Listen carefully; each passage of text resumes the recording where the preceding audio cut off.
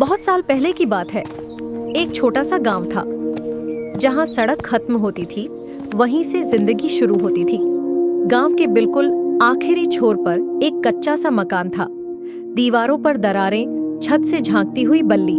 घर के सामने एक पुराना नीम का पेड़ था, जिसकी छांव में हर शाम एक जवान लड़का चुपचाप बैठा रहता था। उसका नाम था इमरान। इमरान की उम्र सिर्फ 22 साल थी, लेकिन चेहरे पर बचपन कहीं खो चुका था, क्योंकि कुछ महीने पहले उसके पिता नसीर अचानक इस दुनिया से चले गए थे। नसीर गांव में ईमानदारी की मिसाल थे। कम कमाते थे, लेकिन किसी को कभी धोखा नहीं दिया। उनकी मौत के बाद घर की छत से ज्यादा इमरान के कंधे टूटे थे। अब्बू, इतनी जल्दी क्यों चले गए? अम्मी, नूर, मैं अकेला कैसे संभालूंगा? घर के अंदर मां जमीला खामोशी से बैठी रहती थी। बीमारी ने उनकी कमर तोड़ दी थी। बेटा, खुद को संभाल। और बहन नूर, जिसकी उम्र अब शादी की दहलीज पर थी, लेकिन घर में इतने पैसे नहीं थे कि कोई रिश्ता भी आए। भैया, मैं काम कर लूंगी। इमरान समझ गया था, अगर उसने कुछ नहीं किया तो ये घर सिर्फ दीवारों में रह जाएगा। उस रात इमरान सोया नहीं। वो अपने पिता की पुरानी बातें याद करता रहा। अगर कुछ है तो वही करूंगा जो अब्बू ने सिखाया। और वहीं इमरान ने फैसला कर लिया। पुराने लकड़ियों से एक छोटा सा ठेला बना। ऊपर हाथ से लिखा गया, इमरान देसी मटन चूसता। कोई रंग नहीं, कोई बोर्ड नहीं। सुबह सुबह इमरान मंडी जाता, मांस खुद चुनता, मसाले खुद तौलता। बेटा, नियत साफ रख। अम्मी, अब्बू की कसम। पहले दिन कोई नहीं आया। दूसरे दिन 1-2 लोग रुके। तीसरे दिन हांडी की खुशबू गलियों में फैल गई। अरे, ये नसीर का बेटा है। यहीं से इमरान का ठेला सिर्फ खाने की जगह नहीं, भरोसे की जगह बन गया। लेकिन हर चमक सबको अच्छी नहीं लगती। गांव के बीच एक बड़ा ढाबा था, रघुबीर सेठ का ढाबा। मिट्टी में मटन, लोग पागल हो गए हैं। मिट्टी मेहनत की पहचान है। यहीं से रघुबीर सेठ की नजर इमरान पर टिक गई। रोज ग्राहक कम हो रहे हैं। और इसी जलन से जन्म लेने वाली थी एक ऐसी साजिश जो इमरान की जिंदगी हिला देगी। दिन बीतते गए और इमरान का ठेला अब गांव की आदत बन चुका था। सुबह खेत से लौटते मजदूर, दोपहर में बैलगाड़ी वाले और शाम को थके हुए किसान, सबका रास्ता इमरान के ठेले पर आकर रुकता। अरे भाई, आज तो देर हो गई, मटन खत्म तो नहीं? आपके लिए हमेशा कुछ बचा रहता है काका। लोग सिर्फ खाने नहीं आते थे, वो यहाँ इज्जत पाने आते थे। इमरान भाई, आज जेब ढीली है। जेब नहीं, दिल देखता हूँ मैं। यही बातें गांव में फैलने लगी। नसीर का बेटा बिल्कुल उसी जैसा है, लेकिन गांव के बीचों बीच एक आदमी हर दिन ये सब गुस्से से देख रहा था, रघुबीर सेठ। उसका ढाबा बड़ा था, लेकिन दिल छोटा।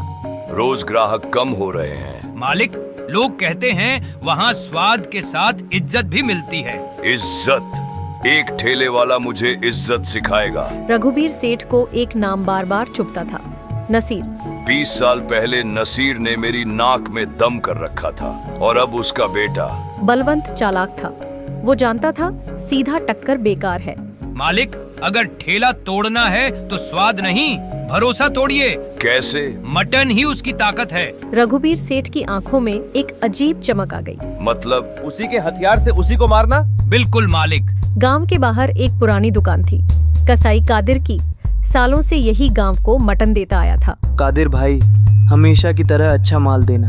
चिंता मत कर बेटा, नसीर के बेटे से क्या बेईमानी। इमरान को कादिर पर पूरा भरोसा था, लेकिन उसी रात जब बाजार बंद हुआ, बलवंत कादिर की दुकान पहुंचा। कादिर, एक दिन का काम है, पुराना माल इमरान को दे देना। ये गलत है। गलत सही पेट नहीं देखता। 5000 की गड्डी काउंटर पर पड़ी थी। कादिर का जमीर लड़खड़ा गया। मैं सोचूंगा। सोचने का वक्त नहीं है। और यहीं एक झूठे दिन की तारीख तय हो गई। अगली सुबह ही इमरान खुश था। आज उसे अच्छी कमाई की उम्मीद थी।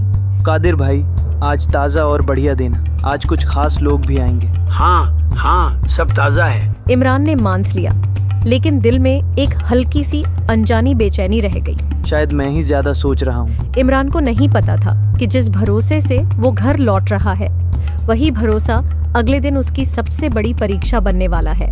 उस दिन सुबह इमरान कुछ ज्यादा ही जल्दी जाग गया था। आसमान साफ था, हवा में हल्की ठंडक थी, लेकिन उसके दिल में एक अजीब सी बेचैनी थी। पता नहीं क्यों, आज मन ठीक नहीं लग रहा। बेटा आज कुछ खास है क्या? आज 2 सरकारी बाबू आने वाले हैं। भैया आज जल्दी बिकेगा। अल्लाह ने चाहा तो।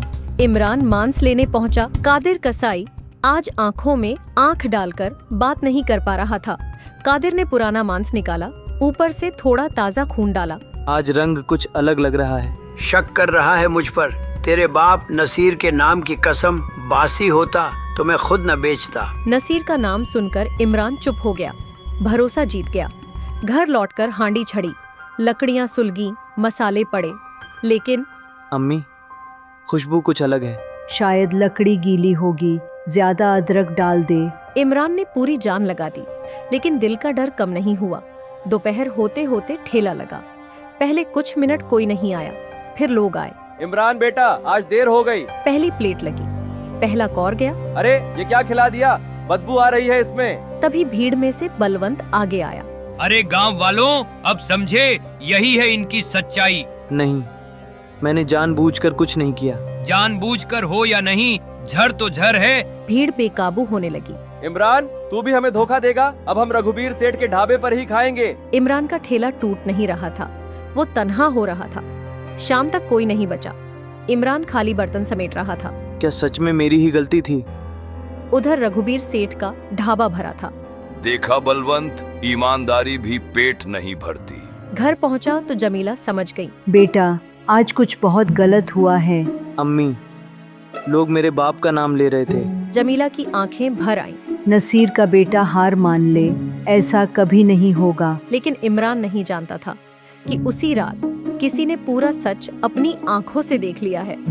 जिस रात इमरान अपने बिस्तर पर टूटी हुई उम्मीदों के साथ लेटा था, उसी रात गांव की गलियों में एक और कहानी चल रही थी। चांद बादलों में छिपा था और लालच खुलेआम घूम रहा था। फकीर चाचा रोज की तरह रात की हवा खाने निकले थे। तभी उन्होंने देखा बलवंत चुपचाप कादिर कसाई की दुकान की तरफ जा रहा है। इतनी रात को? जरूर कुछ गड़बड़ है। फकीर चाचा पास के पेड़ के पीछे छिप गए। दुकान के अंदर फुसफुसाहट हो रही थी। ये ले पैसे, पूरे 5000। बलवंत मैंने झूठी कसम खा ली है। कसम नहीं, अब डर याद रख। फकीर चाचा की आंखें आग बन गई। हे भगवान, इतना बड़ा पाप। और फिर वो सुनते हैं सबसे खतरनाक बात। कल पंचायत बैठेगी, इमरान को गांव से निकाल दिया जाएगा। अब फकीर चाचा और नहीं रुके। वो दौड़ते हुए इमरान के घर पहुंचे। दरवाजा जोर से खटखटाया। इमरान बेटा, दरवाजा खोल।